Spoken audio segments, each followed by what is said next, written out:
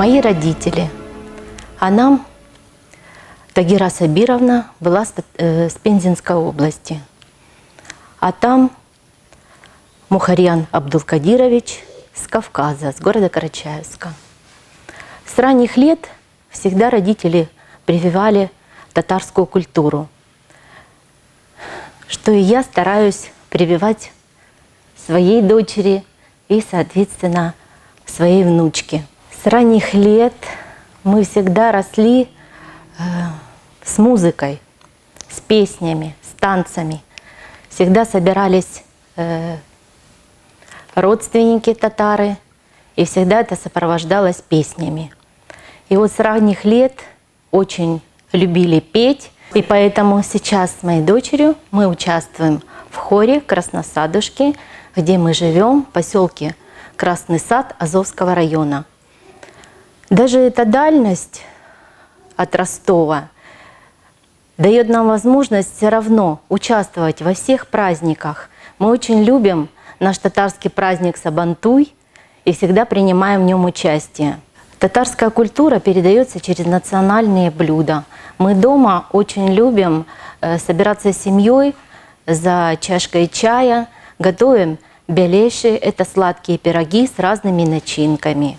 Чтобы не потерять ниточку татарского народа, хотелось бы, чтобы побольше слушать татарские песни, слушать татарский язык, принимать участие в концертах, в которые приезжают артисты с Татарстана, говорить на родном языке, прививать своим детям родной язык.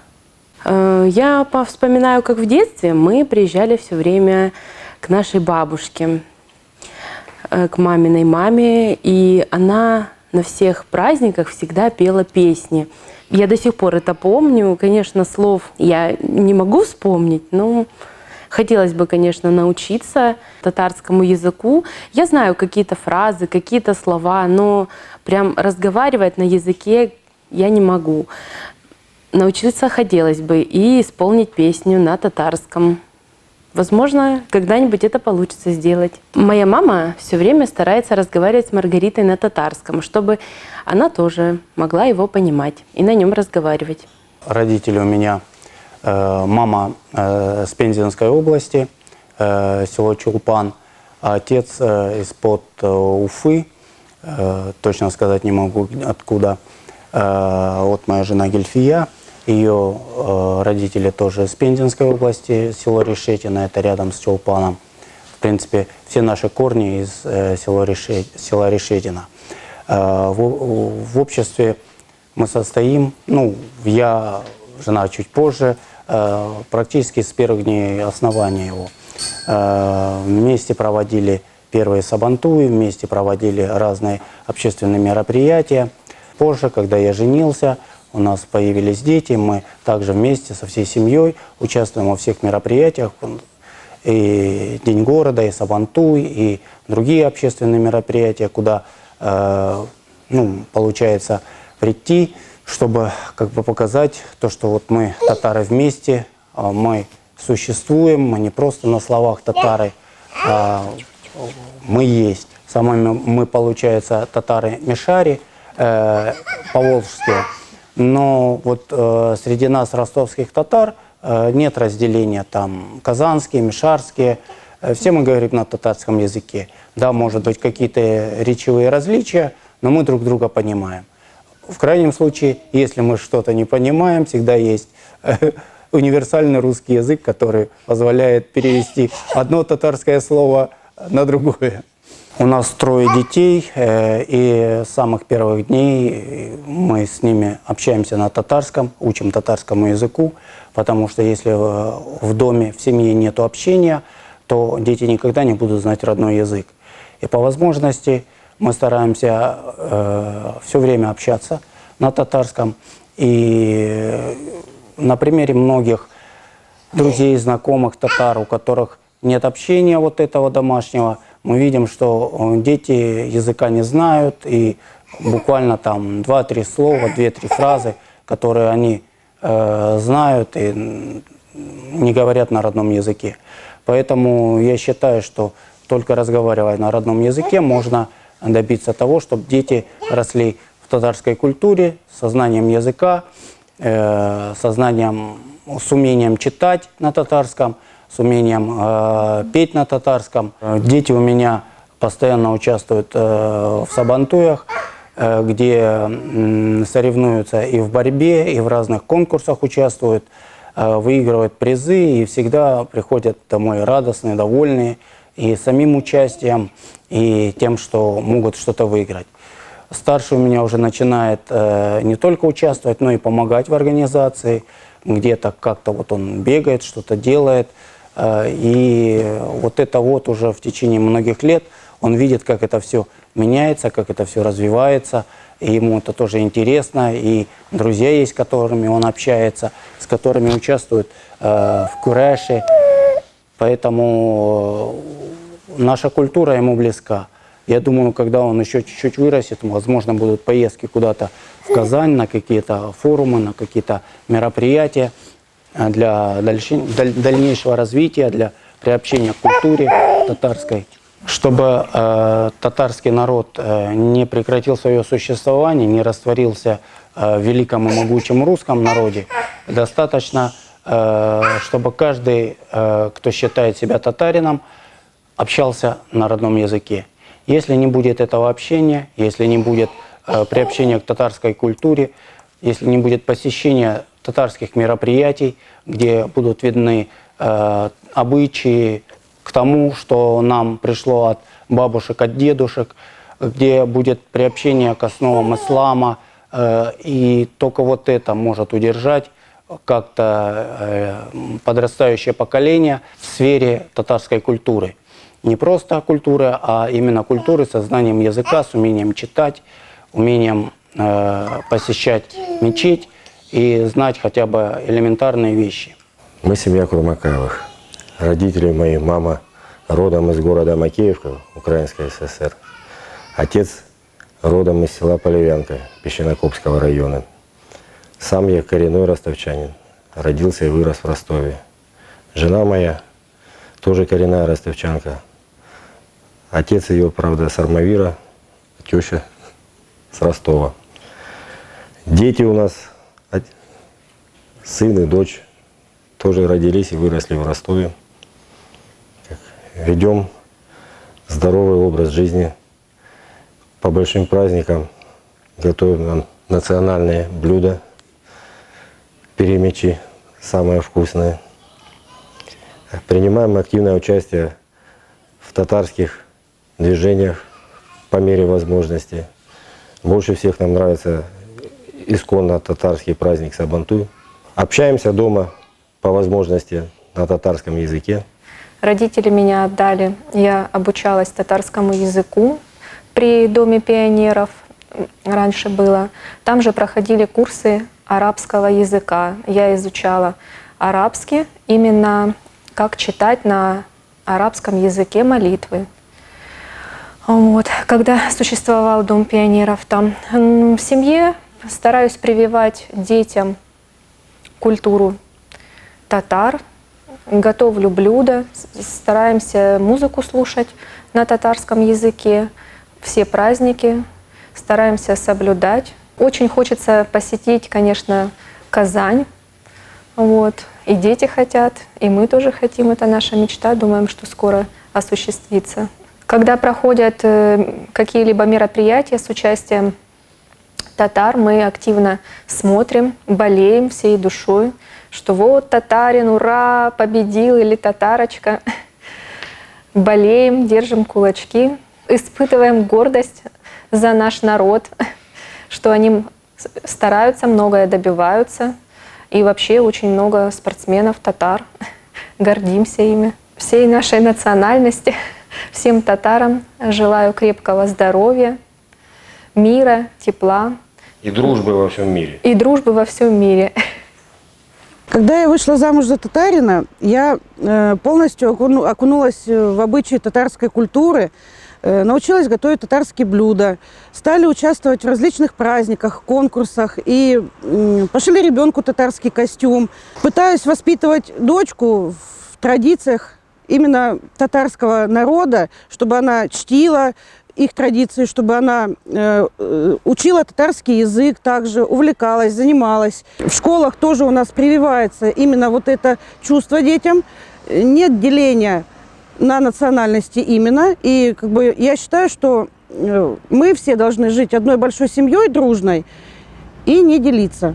Я татарка. Я участвую в джалиловских чтениях и участвую в разных конкурсах. Я пытаюсь учить татарский язык. Мое любимое блюдо – это перемячу. Я родилась и росла в городе Суровикино Волгоградской области. Город Суровикино Волгоградской области граничит с поселком Гзыл-Аул Ростовской области. И получилось так, что мне довелось здесь жить и учиться. Я очень благодарна нашему поселку Гзыл-Аул, всем тем людям, которые здесь живут. И поселок наш Гзыл-Аул мы называли всегда в свое время Эктыюл. Нам это очень нравилось, и другого названия в те времена у поселка не было.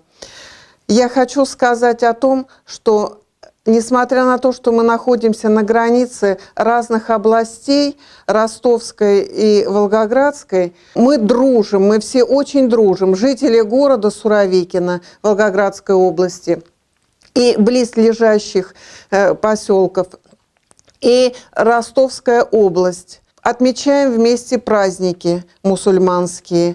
Так как почти здесь все перероднились, Ростовская и Волгоградская область, мы бываем здесь очень часто. Многие попереженились. Вот. Дети наши дружат и никогда не забывают тот край, в котором жила их мама. Я общаюсь с семьей со своей на татарском языке, и я именно здесь большую практику я здесь прошла. Я жила здесь буквально в 2 домах от мечети. Вот. И у нас была бабушка, которая нас научила разговаривать на татарском языке. Вот. И сейчас, во время общения с татарами нашего города Суровикино, они удивляются моим знаниям, моим речевым оборотом на татарском языке. Не знаю, я разговариваю на татарском языке и учу своих детей и внуков. Мин имам города Суровикино, родом из Суровикино. Но здесь мои корни. В этом хуторе, в этом ауле, Эктыюле, как говорится. Раньше говорилось Гзыл-Аул, сейчас называется. Мои родители сюда приехали и стали здесь строиться, бабушка, дедушка, в 30-е годы. Это перед войной, когда было, как сказать, расказачивание здесь, наших предков сюда, как сказать, переселились сюда. И здесь они обосновали этот хутор Эктыюл. До войны Эктыюл находился немножко в другом месте, но перед войной успели его на это место перевести, и он здесь, как сказать, застали здесь войну. Дед Бабай ушел на войну, воевал, попал, раненый был, пережил здесь оккупацию в этом месте, как говорится. И когда пришли наши освободители на прорыве, они, как говорится, он с ними ушел на войну и потом подорвался здесь недалеко, в хуторе Хрущевском, и погиб. Вот. Осталась бабушка наша. У бабушки осталось 4 детей, 5 детей, вернее, 4 дочери и 1 сын. И даже она осталась одним беременная, вернее. Вот. После ухода и смерти деда родилась уже 5-я дочка, вот, материна сестра младшая, которая войну пережили очень тяжело, потому что был голод. Многие семьи умирали здесь, многие, так как мужчин не было, остались одни женщины. Оккупанты все сожгли, все вывезли здесь, и выживали очень трудно. Вот. И многие погибли, умирали семьями, мать говорила. Но когда, как сказать, наши все выжили, потому что дядюшка с Волгограда забирал самых младших и просто откармливал их. Он был председателем колхоза, совхоза, и с тетушкой они, как сказать, спасли наших брата материного спасли Нематулу, потом дочку, сестру младшую. В общем, 3 младших они спасли. Старшие они были на ногах, уже работали, им по 11, по 12, 13 лет было всем, и они выжили. Вот. После войны уже мать, когда, как сказать, работала на железке, и потом она, как говорится, засватали ее из семьи муллы. Дед был муллой. После войны он здесь, как говорится, знаменитый человек такой известный. До сих пор его все старики помнят. И не только здесь, в ауле, в Ростовской области, но и в Волгоградской области, так как он потом туда переехал. Он был таким ученым человеком, знал наизусть Коран и лечил людей. Очень много людей, которые сейчас старики, говорят, еще младенцами, детьми их просто водили на лечение, потому что в то время медицины не было такой, да и, как говорится, и вот благодаря заслугам деда многие просто вылечивались, даже умалишенные и все такие вот. Потом родители жили в Кололовке 10 лет со стариками, потом они переехали под Волгоград, там построились. И потом по обстоятельствам вернулись в город Суровикино. В городе Суровикино обосновались, поднимали экономику, работали. И отец, и мать была домохозяйка, отец работал на овощном заводе. Вот. Дедушка тоже переехал, братья переехали, ну и все обосновались там. С аулом мы имели всегда тесные связи, потому что здесь жила наша бабушка, дядя жил, вот, матери младшей, и каждую неделю мы приезжали, проведывали, общались, и вся, можно сказать, все лето и полжизни прошло у меня здесь. Так что аул для меня такой же родной, как хутор, как, ну, для многих, наверное, детей, кто с города приезжает к своим бабушкам и дедушкам. Вот. Каждого человека я здесь знаю. После того, как, ну, в нашем Суровикино, можно сказать, старики, которые знали Коран и изучали, там что-то могли прочитать, вот, поумирали, стал вопрос о том, кто будет продолжать их дело, вот, потому что надо было хоронить, как-то надо это. И в это время в ауле тоже началось возрождение. И, можно сказать, параллельно мы создали Суровикино и здесь, как сказать, общины, и заняли строительные мечети. Вот в 2003 году, когда здесь была построена мечеть, мы приезжали на открытие, мы, конечно, приветствовали, помогали. И по воле того, что я в Волгоградской медресе отучился в это время, я, как говорится, здесь полгода проходил практику, как сказать, потому что здесь не было в то время таких имамов, которые могли грамотно объяснить. Вот полгода я здесь ездил в Суровикино, каждую неделю проводил пятничные намазы. Вот. Потом, ну, пришлось вернуться у себя дома, заняться организационными вопросами, организационной мечети, строительством, всеми вопросами. И, как говорится, уже здесь стали свои старики подучиваться, ну и они стали проводить сами. Вот. Ну, когда есть, мы очень дружные, Волгоградская область и Ростовская, это тесные у татар связи. Мы сохранили благодаря тому, что наши родители, наши отцы, сестры, бабушки, дедушки, они всегда были дружными. В принципе, все были бедные, и выжить можно было только за счет вот этой дружбы, за этого единства. Вот. Все были бедные, и, как говорится, если человек другому не мог помочь, то большинство бы просто не выжило. Вот это хотел бы сказать, что эта наша дружба, она должна сохраняться. Я не знаю, как в других семьях, есть, конечно, семьи, сейчас жалуются, вот не ладят что-то это. но благодаря тому, что наши родители очень были дружны, и мы такие же дружные. То есть, если надо брату чему-то помочь, я всегда отзовусь.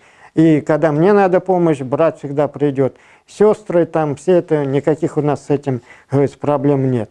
С языком мы тоже, альхамдулилля, все на этом, благодаря бабушкам, мы научились. К сожалению, сейчас из-за того, что отток произошел вот этот, молодежь стала уезжать в города, получать образование, а человек с высшим образованием в хуторе, тем более здесь нету ни школы, ни садика, ни какого-то, к сожалению, из-за урбанизации вот этой, вот, и из-за того, что к Обливской близко, получилось так, что в русскую школу, школу перевели, и люди оторвались. Хотя здесь после войны и до войны была своя школа.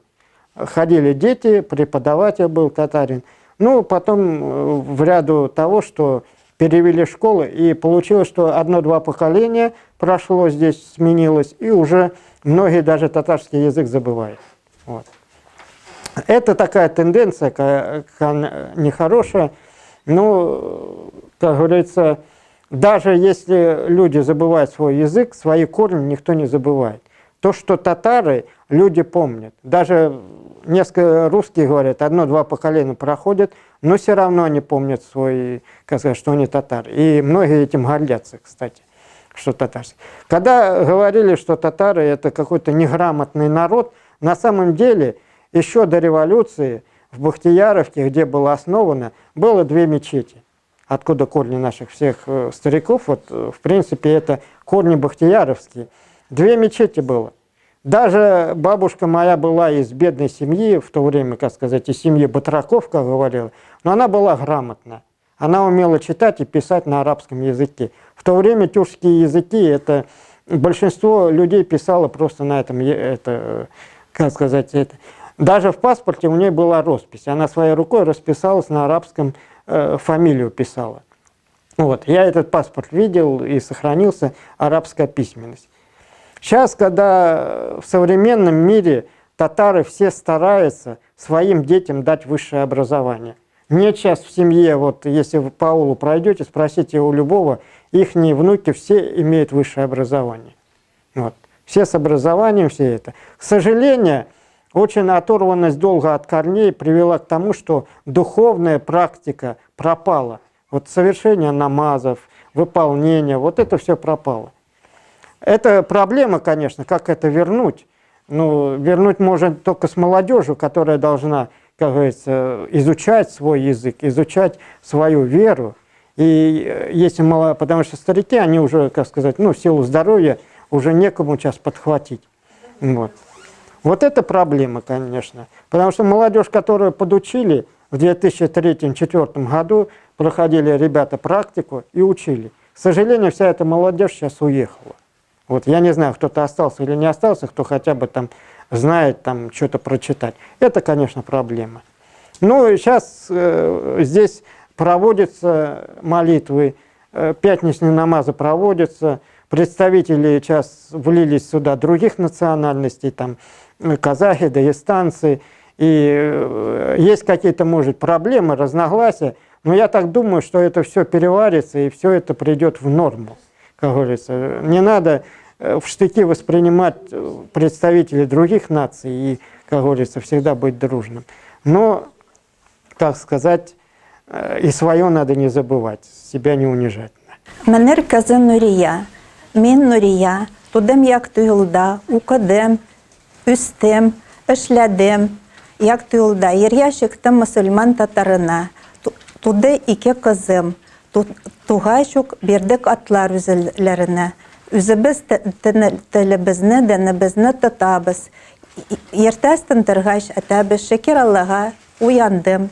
Бисмилля рахманы рахим, чтоб кен яхшы гына усын. Кишен ятканда әтәбез шәкер Аллаға кен яхшы үтте, яхшы гына йоклыйм, сау гына торыйм. 2 кызым, кызларым тугач бердем үзләренә сразу роддомнан килгәч ук атлар мусульманча. Берсе Зульфия, берсе Алия. Аныкларым 2 малыйым, аныгым, 2 кыз бала аныгым. Аларга да атлар куштырдык. өз дінімізді тұтабыз. Мен яқты елда тұрамын самого туған кеннен. Мен әтием де мында туды, әнием де туды, әбием де мында өлді. Бізде яқшы зәрәтлерде бүтін жиғаннар, бүтін сынбаға бізде яқты елда бар зәрәтлер. Кая бүтін бізні предкаларыбыз яталар. Каждый жыма кенні барабыз зәрәтлерге. Не білгені бізні оқибыз, өз дінімізді тұтабыз. Мен келеймін, чтоб мені ланарым, анықларым, всегда Алланы сағынсыннар. Юлға шыққанда өз дінлерін білсіннер. И чтобы бізні қашанда ненде дүнияда не разлучал. Родился и вырос, и живу в поселке Гзылаул. С самого детства всех здесь знаю. Раньше здесь в ауле, в принципе, жили практически одни татары. По-моему, только одна семья была русских, остальные все были татары. Сейчас перемешалось все, но в принципе живем дружно. Хотелось бы еще дружнее. Помнится, как родители строились, когда весь аул собирался, все весело строили, всем было все прекрасно. После стройки ни одну гармошку, наверное, порвали, но дело в том, что было очень все дружно. Сейчас немножко мир изменился, естественно, вот эти вот новые технологии, ни молодежь на улицу не выгонишь, ничего. Вот. Родители мои тоже родом отсюда, родились и выросли здесь, учились и умерли, и похоронены здесь. Жители у нас все добрые, уважаемые люди, но в основном остались пенсионеры. Молодежь вся разъехалась, так как работы здесь практически нету никакой. Основан был наш аул в 1935 году, и основной переезд людей был сюда в 1940 году, так скажем. Но в 1935 году именно сам аул был заложен. Много уже кто уехал, есть уже и пустующие дома. Ну, так, жизнь спокойная, под боком районный центр, дети ходят в школу в районный центр, своей школы здесь нет, даже магазина своего уже нету. Но это уже не проблема, у всех машины, все ездят. Старики только вот, кто без машин, им тяжеловато. А так, в принципе, все хорошо. Мы по пятницам с Додом, он таджик по нации, мусульманин, но по пятницам мы с ним, нуждающимся пенсионерам, так скажем, одиноким, которых некому было ни за хлебом сходить, ничего, и мы по пятницу привозили хлеб и раздавали им просто как садаха. Надея присоединялась, деньги присылала она, а мы на эти деньги покупали булочки от ее имени и также раздавали. Внук есть внук. Дети это детьми, а внук он важнее. Поэтому все, что от нас зависит, мы пытаемся делать, чтобы он не забывал свои корни, откуда они, что он не забывал, что он мусульманин, татарин. Вот, делаем все. Сноха у нас русская, но она не против, она наоборот всеми своими так вот фибрами я вижу, что она хочет, чтобы он вырос именно татарином. И имя дали ему одно, Эмир, без перевода на русский язык, просто Эмир. Эмир Дамирович Ибраимов. Ассаламу алейкум ва рахматуллахи ва баракатух. Мөхтәрәм дин кардәшләребез, барыгызга да исәнлек, саулык телибез. Бу дети войны, сугыш шырында туган балалар. Ның берсе мин, Рафикова Хадиша Галиевна, туып үстем Татарстанда, бик Ирак районында үскән идем. Үскәчтен тормышка чыктым инде Удмуртия егетенә. Тордык, үстек, яхшы у вакытта после войны инде беләсез нинди тормыш икәне.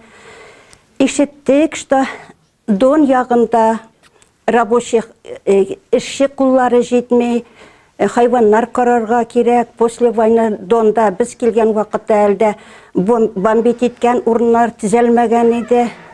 Эшче кирәк, күп кирәк иде. Акчага эшлиләр диделәр. Ә безнең Татарстанда без трудоденьга палочкага эшләдек. Поэтому бездә бик яхшы түгел иде тормыш. Күчеп килдек бу якка. Әлхәмдүлилләh калдык, шунда төпләндек. Хәзер инде татар авылында тұрабыз. Габдулла Тукай әйткәндәй, нәк безнең авыл турында бір сүзе бар, бір шигыре бар. Тау өстендә урнашкандыр безнең авыл. Бір шишма бар, якын безнең авылга ул. Авылымның ямен тәмен белән, суын тәмен белән. Вот безнең авылда да шундый бик күңелле авыл, бик матур җирдә утырган, ерак кына түгел, тоже шундый ук шишмә бар. Күрше авыллардан килеп, шул шишмәнең суын дару өчен алып китәләр. Яхшы шишмә. Суы да салкын, яхшы. Вот шулай эшләдек инде. Тордык. Яхшы 2 бала үстердек. 2 бала үстердек инде. Хуҗамны күмдем инде бу җирдә шул якты юлда. Зәрәттә.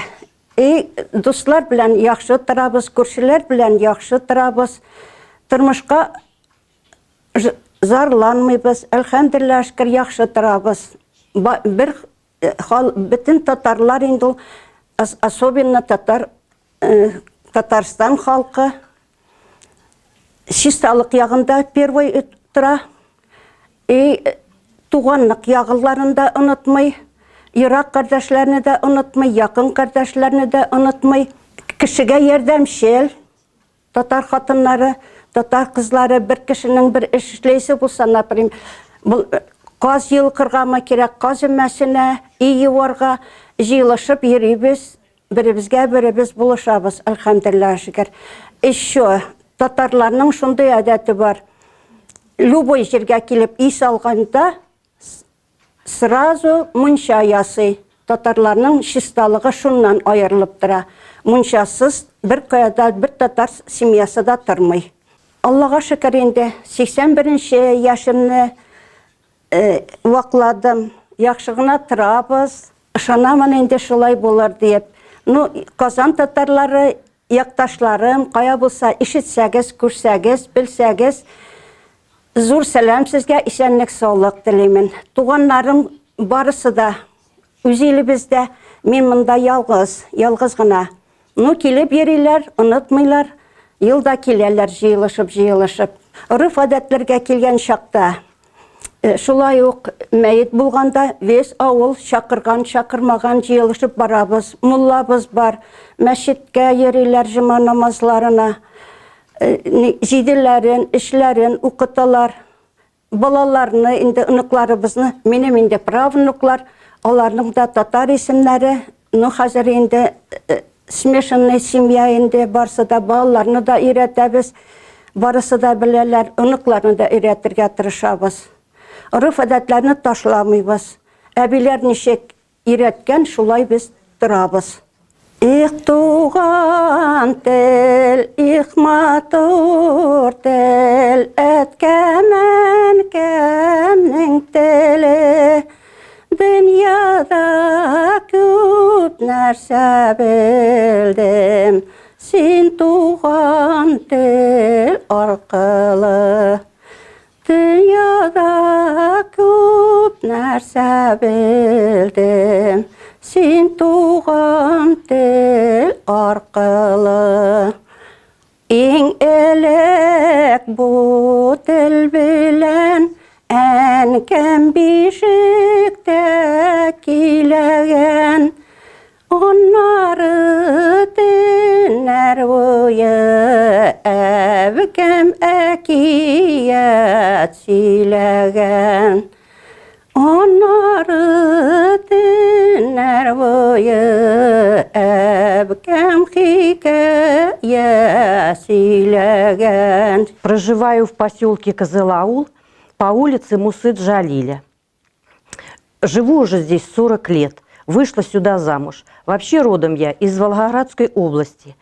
Дети здесь родились, и теперь уже внуки здесь. Все рады тому, что мы живем в станице в такой.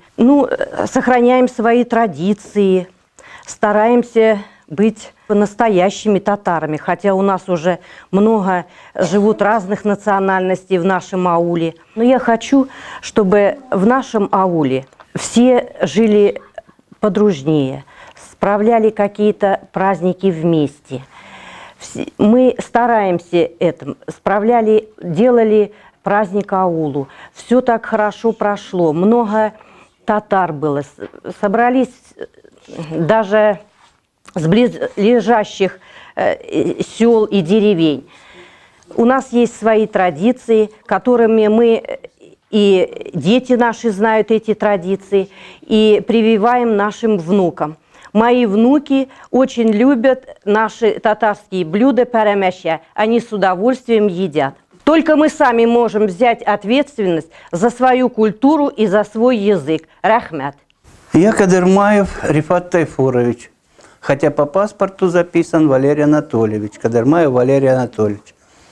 Родился в городе Белая Калитва Ростовской области. Хотя можно сказать, что я здесь местный. Мамина мама, моя бабушка здесь родилась, прожила, вырастила своих 8-9 детей. И здесь же она и померла.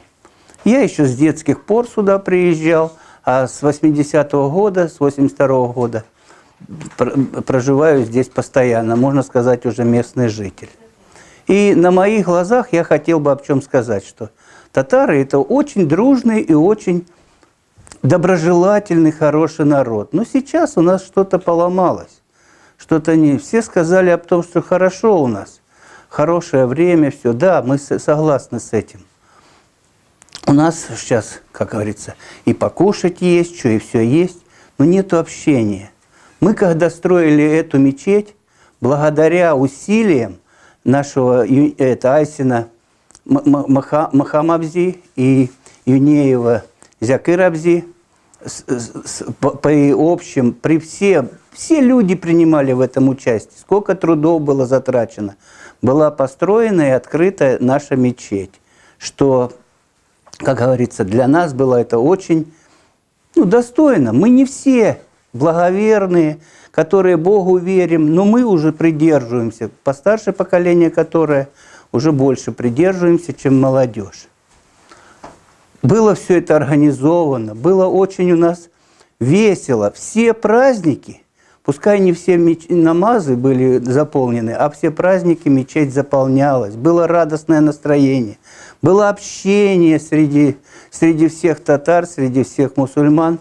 Были и татары, и калмыки, и казахи. Все здесь были, и все дружно все это собирались. На сегодняшний день у нас что-то лопнуло где-то, и непонятно где. У нас все разъединилось, никто не ходит. Почему-то все эти разъединились, непонятно из-за чего. Что.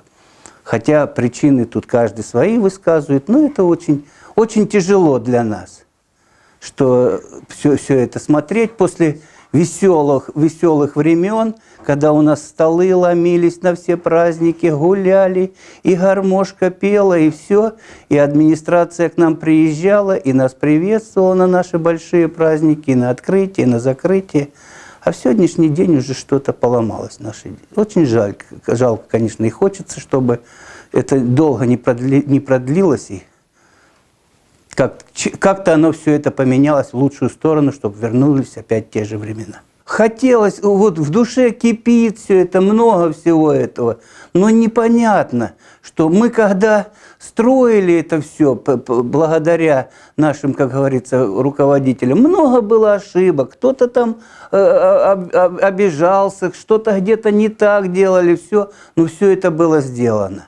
А сейчас начали все это дело как-то, не те люди, которые не принимали в этом участие, все это оформлять, приватизировать, все это в свою сторону. Поэтому, наверное, как-то это надо или людям объяснить, что это не то же самое. Хотя некоторые люди говорят, что у нас не было никакой просьбы к ним об этом, что сделайте вот это, вот это. Если было это доброе предложение, было бы, я думаю, что было бы дано от людей добро, и чтобы все это дружно. А когда это было из-под тишка и самодеятельностью, то это, по-моему, только вот это нас разъединило всех людей. Сами кладбище огородили. Вот расскажите про это. Кладбище обгородили мы, как говорится, сами, собрали все. Администрация нам помогла часть мы там собрали, сами деньги сделали, все это обгородили. Хотя у нас на кладбище с запамятных времен, со старых времен, мы сами все эти проводим ритуалы. Нам, как говорится, может быть, уже что время такое подходит, что сейчас и нужна будет какая-то ритуальная команда. Но у нас заведено по нашим, по мусульманским, по татарским законам, у нас мужчины со всем этим справлялись сами и все делали. А эти товарищи начали в первую очередь что организовывать, чтобы это, как говорится, было платно, и что это все, а людей это, как говорится, не устроило. Поэтому тоже это одна из причин разъединения. Мы сами всем этим управляли, даже если там, как говорится, безродные какие-то, это самое, для них и то собиралась какая-то часть людей, шли, копали, никто не оставался у нас не захороненным никогда. Что посмотришь сейчас, что нам становится обидно. Они после нас суровикинские, морозовские, и у них до сих пор все это объединенно и дружно, и все это, как говорится, что люди, которые этим занимаются, и все это. А у нас почему-то пошло в другую сторону, и что и наших, которые уже покойники нету, что их обидели, что которые возводили все это, и те, которые сейчас живут, их тоже обидели. Это неправильно, я считаю. Молодежи уже нету, как говорится, это, наверное, судьба, время подходит такое, которые уезжают, и у нас-то какие дети и молодежь вся, они, как говорится, получают образование, едут по городам, работают, а такого, что нету, что, как говорится, чтобы здесь остаться, а у нас негде здесь. Не. Знаете, я ведь могу говорить только по разговорам моих родителей, потому что я 1936 года рождения, я не все знаю, не все и помню. Но по разговорам матери, по рассказам матери, я могу сказать, почему матери, потому что отец скончался в 1942 году, когда здесь были немцы. Он был ранен на войне с финнами, у него был осколок прямо на сердце маленький. И от расстройства он, когда начал вот это разные эти, и видно осколок, в общем, помочь некому было. Вот дело в том, что родители оказались здесь только потому, что они жили в Волгоградской области, и на лето они переезжали сюда, арендовали земли. Участника, тут был богатый человек, не в ауле, а вот в соседнем хуторе. И поселялись вдоль речки Щир в основном. Делали землянки временные, арендовали земли, выращивали они в основном зелень, скажем, и продавали или оставляли хозяину, как там у кого как получалось. И на зиму уезжали домой. Дома они всю зиму отдыхали, как мать рассказывала. Мы собирались каждый раз у кого-то и проводили вечера. Вот так они общались до тех пор, пока началась коллективизация. В общем, их начали загонять в эти колхозы. Насильные или как там. Ну, если, конечно, у родителей был какой-то скот, какой-то там верблюд, лошади или, коровы для себя. Они не держали, не богатые были, а для себя держали. Все это сдали в колхоз, и их организовали вот на эти средства, богатства, вот организовался колхоз. Я не хочу сказать, в каком это году, потому что точную дату не могу вспомнить. Колхоз организовался возле речки Щир, через речку Волгоградская область. Ну, там затапливало. Потом со временем, где-то, по-моему, в 1939 году перешли вот на это место, на новое. Здесь до нас были дачи какие-то, уже люди жили, что-то было там, какие-то следы поселений. И вот с этого момента, как я начал соображать, это начало войны, и здесь организовался, вернее, перешел сюда, перевели колхоз. Но, скажем так, лично я родился в райстанице, в Обливской. Мы там жили, на лето выезжали в аул, а на зиму жили в Обливской станице. Вот потом где-то мы, ну, здесь вот этот аул, наши люди постепенно начали собираться, кучковаться, и весь аул перешел сюда. Мы перешли где-то, конкретно скажу я, где-то в 40-м году отец нанял наш дом, попросили оставить в Обливской администрации, дом был хороший. Поменялся с кем-то и перешли, вот разобрав тот дом, перешли сюда. И во время уже война началась, нам делали рабочие, их то забирали, то там, в общем, старики кое-как нам доделали дом. Вот с тех пор мы, в общем, с начала войны мы оказались здесь.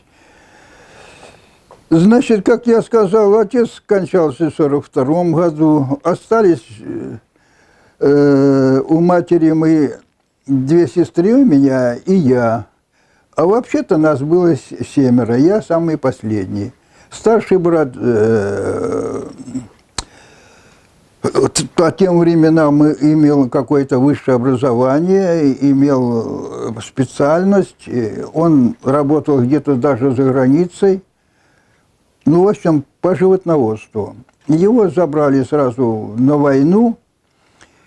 И в 1941 году под Киевом, где-то там есть Белая Церковь.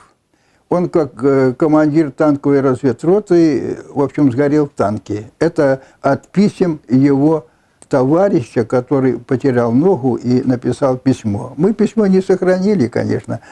Но вот это нам осталось известным. А вообще он без вести пропавший. Другой брат прибавил год, чтобы попасть в авиацию учиться, и получилось как раз к началу войны окончил, прошел всю войну, воевал с японцами и вернулся в 1946 году. Тоже получилось неудачное приземление, и он был в госпитале, год лежал. Сестра вернулась после окончания войны. Она жила и работала в Сталинграде. После войны вернулась обратно туда же и там же продолжала работать.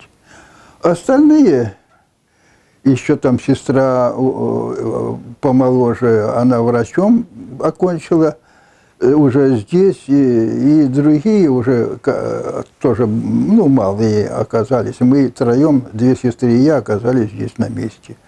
Вот это наше здесь, как мы здесь оказались. Значит, мы остались 3, 2 сестры, я и мать. Матери нету уже давно. И что еще можно сказать? Я хочу сказать вот, что здесь аул был, скажем, где-то, как мне помнится, говорили, 120 семей. Вот такой был аул в начале войны. И, как я помню, по разговорам сестры, которая работала бухгалтером в колхозе, а после войны осталось 27 семей. Вот это был весь татарский аул.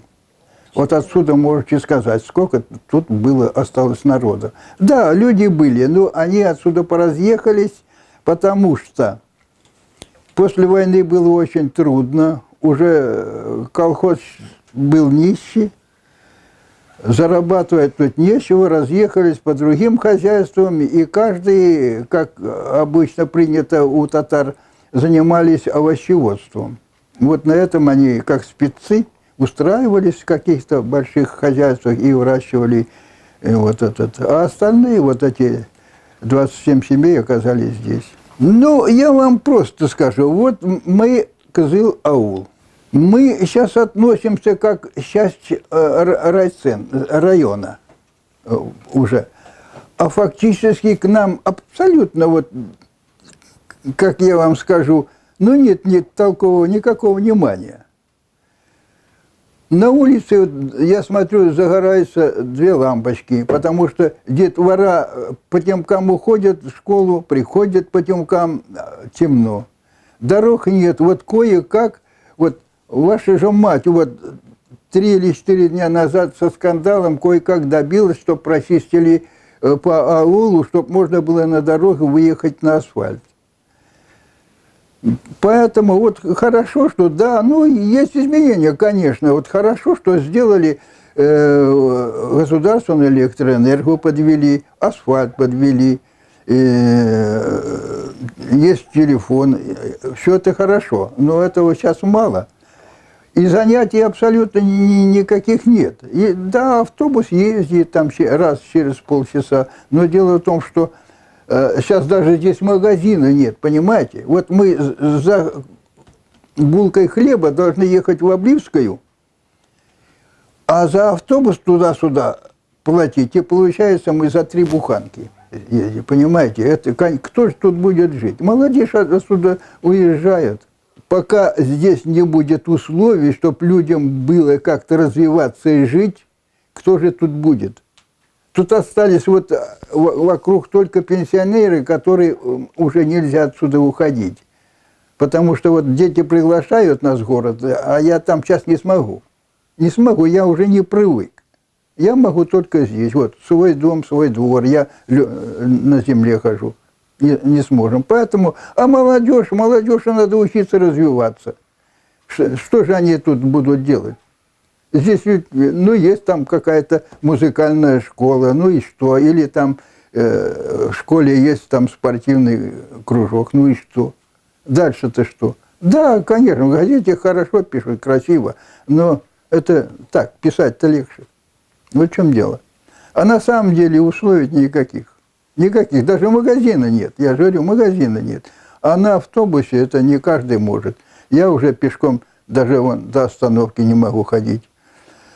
А возраст такой, что скоро и на машине нельзя будет ездить. Вот так. И как можно выжить?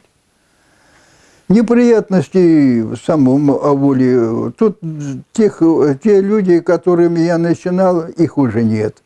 Молодежь разъехался, остались дети и старушки. И сейчас, допустим, у нас мечеть, можно сказать, бездействует, потому что там наш Флюр Оксаныч, как мне вот уже стало известно, продал мечеть. Продал мечеть. Я не пойму как. И это я просто помню первый его эксперимент. Он хотел в шахтах продать мечеть, но там как-то прокуратура заступилась, ростовская. Потому что мне тоже было, приглашали туда, но я не поехал, а письменно ответил. Поэтому тут, честно говоря, ни старым, ни молодым особенно заниматься нечем. Нечем. А что? Ну, природа нам нормальная, жить, конечно, здесь приятно, хорошо, мы тут привыкли. Но этого мало же сейчас, по нашим временам. Поэтому, а откуда будет развитие, если люди уезжают? Ну, уехали мои 3 дочерей, они в Волгограде, у них по 2 детей. Они все в Волгограде живут. Потому что там кому-то подлечиться надо, кому-то учиться надо, кому-то работа нужна по специальности. Вот и поразъехались. И так здесь же, если там несколько человек тут устроились в районе, ну, это ж район. А тут, знаете, насколько я помню, наш район, это сюда, мне кажется, нам всегда ставят человека с советских времен, я помню, секретарей, откуда-то присылают, которые здесь не жили, не заинтересованы. Им это не надо. Им это не надо. И поэтому вот так мы сюда штрафников посылают. То нам главврача посылают, то нам секретаря посылают, то там еще что-то. А местных, которых мы знаем, которым мы доверяем, которых местные хорошо, их почему-то мы никак не можем организоваться. Не можем. Вот поэтому и получается разваливаться хозяйство. Кому это нужно?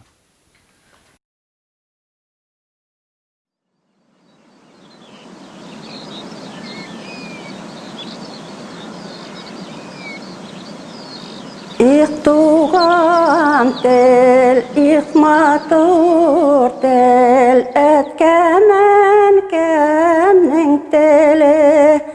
Dünyada күп нәрсә белдем, син туған тел аркылы.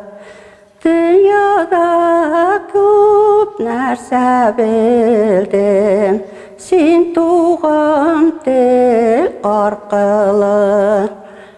Иң элек бу тел белән әнкәм бишектә киләгән.